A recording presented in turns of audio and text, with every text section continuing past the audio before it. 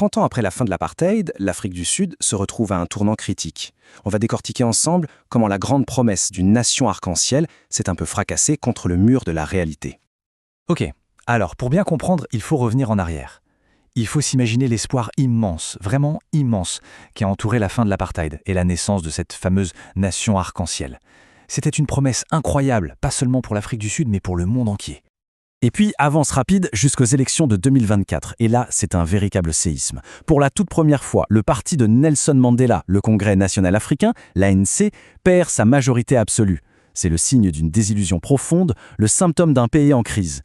Alors, pour saisir ce qui s'est passé, il faut vraiment retourner à la promesse de départ, celle qui a été faite au tout début de cette nouvelle démocratie. À la base, la vision de l'ANC, telle qu'elle est écrite noir sur blanc dans sa charte de la liberté, c'était une transformation économique radicale. L'idée, ce n'était pas juste d'abolir les lois racistes, mais bien de démanteler tout l'héritage économique de l'apartheid. Mais voilà, au moment de la transition, cette vision très radicale, elle s'est heurtée à une réalité beaucoup plus dure. Et ça a mené à un compromis qui a absolument tout changé. Disons que, dans les coulisses, des négociations hyper importantes ont eu lieu. D'un côté, il y avait l'ANC.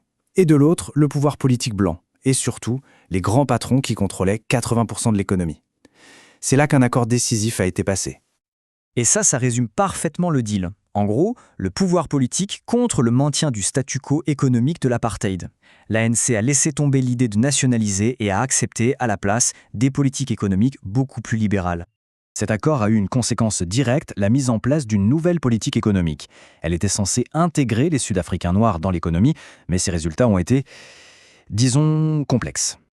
Cette politique, qu'on appelle le Black Economic Empowerment, ou BEE, devait créer des opportunités. Mais dans les faits, elle a surtout permis de coopter une nouvelle bourgeoisie noire, très connectée politiquement, qui s'est intégrée au système existant sans vraiment le changer.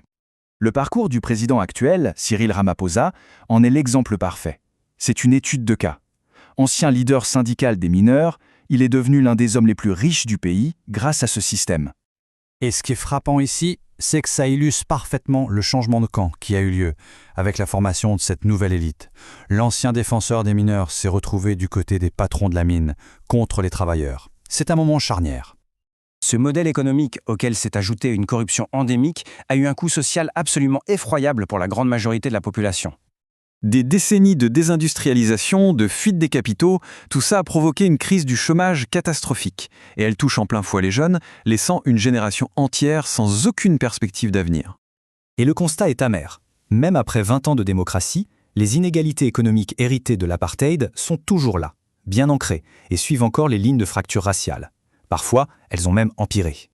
Le résultat, c'est que l'Afrique du Sud est aujourd'hui un des pays les plus inégalitaires de la planète. C'est un fait brutal qui façonne le quotidien de millions de personnes. À cette crise économique s'est ajoutée une corruption systémique. On pense notamment à l'ère de la capture de l'État, sous la présidence de Jacob Zuma, qui a littéralement vidé les institutions publiques de leur substance.